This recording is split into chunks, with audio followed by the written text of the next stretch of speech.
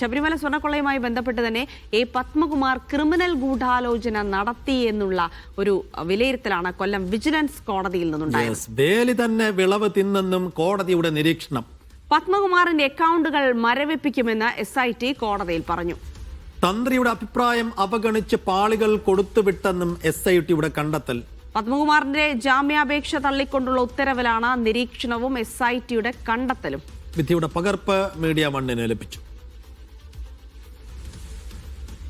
Sijo V John വിശദാംശങ്ങൾ നൽകും. സിജോ, പല ഘട്ടത്തിൽ ഇപ്പോൾ ഇടക്കാല റിപ്പോർട്ട് സമർപ്പിക്കുമ്പോഴും ജാമ്യാപേക്ഷ എതിർക്കുന്ന ഘട്ടത്തിലും റിമാൻഡ് റിപ്പോർട്ടിലുമൊക്കെയാണ് SITയുടെ അന്വേഷണത്തിന്റെ പുരോഗതി നമ്മൾ അറിയാറ്.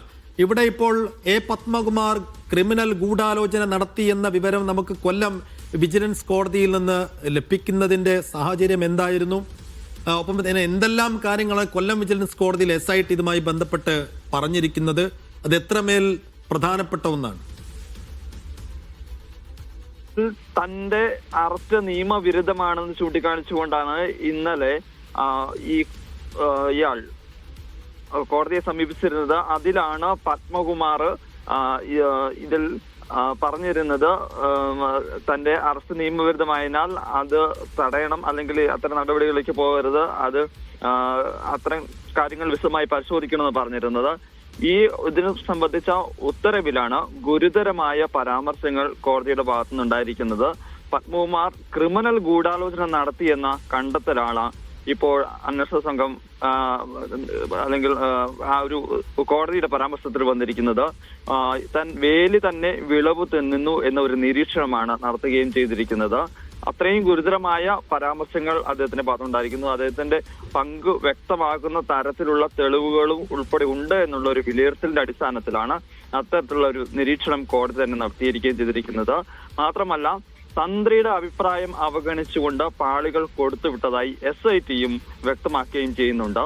ഉണ്ണികൃഷ്ണൻ പോറ്റിയും അതോടൊപ്പം തന്നെ ദേവസ്വം ബോർഡിലെ ഉദ്യോഗസ്ഥരും ചേർന്നാണ് അത്തരത്തിലൊരു ഗൂഢാലോചന നടത്തുന്നത്. ഉണ്ണികൃഷ്ണൻ പോറ്റിക്ക് പത്മകുമാറുമായി 2018 ബന്ധമുണ്ട് എന്നുള്ള ഒരു കാര്യവും SIT വ്യക്തമാക്കുകയും ചെയ്യുന്നുണ്ട്. പത്മകുമാറിന്റെ അക്കൗണ്ടുകൾ മരവിപ്പിക്കണമെന്ന ഒരു ആവശ്യവും SIT മുന്നോട്ട് വെക്കുകയും ചെയ്തിട്ടുണ്ട്. എന്തായാലും ഇത്തരത്തിൽ ഗുരുതരമായ ഒരു കോടതിയുടെ പരാമർശങ്ങളും അതോടൊപ്പം തന്നെ SITയുടെ കണ്ടെത്തലുകളുമാണ് ഈ വിധിയുടെ പകർപ്പ് വായിക്കുമ്പോൾ നമുക്ക് ഇതിൽ നിന്ന് വ്യക്തമാക്കുകയും ചെയ്യുക. എന്തായാലും ഇത് പത്മകുമാറിന് കൂടുതൽ തിക്കുമുട്ടുക്കും എന്നുള്ള കാര്യത്തിലാണ് സംശയം. ഇത്രയും നാൾ SIT നൽകിയിരുന്ന തെളിവുകൾ വിവരങ്ങളുടെ കൂടി അടിസ്ഥാനത്തിലാണ് ഇപ്പോൾ കോടതിയുടെ ഭാഗത്തുനിന്ന് ഇത്തരത്തിലുള്ള ഒരു ഗുരുതരമായ നിരീക്ഷണം വന്നിരിക്കുന്നു എന്നുള്ളതാണ് ഏറ്റവും ശ്രദ്ധേയമായ കാര്യം. തീർച്ചയായും കോടതിയുടെ ഭാഗത്തുനിന്നുള്ള നിരീക്ഷണത്തിനപ്പുറത്തേക്ക് വളരെ പ്രധാനപ്പെട്ട ചില അന്വേഷണ പുരോഗതി റിപ്പോർട്ടുകൾ കൂടിയാണ് SIT കോടതിയിൽ വെച്ചിരിക്കുന്നത്. അങ്ങനെയെങ്കിൽ പത്മകുമാറിന് കുരുക്ക് മുറുകും. പത്മകുമാറിന് ഇനി കുരുക്ക് മുറുകും. പ്രത്യേകിച്ച് ഇനിയിപ്പോ ED ഒക്കെ വരുന്നതോടുകൂടി ഇനി പത്മകുമാറിന്റെ കാര്യത്തിലൊക്കെ എന്ത് സംഭവിക്കും എന്നുള്ള കാര്യത്തിൽ ഒരു തീരുമാനമാകുമെന്നും കൂടെ മനസ്സിലാകും. ഇനിയെങ്കിലും CPMന് നടപടിയെടുക്കേണ്ടി വരും.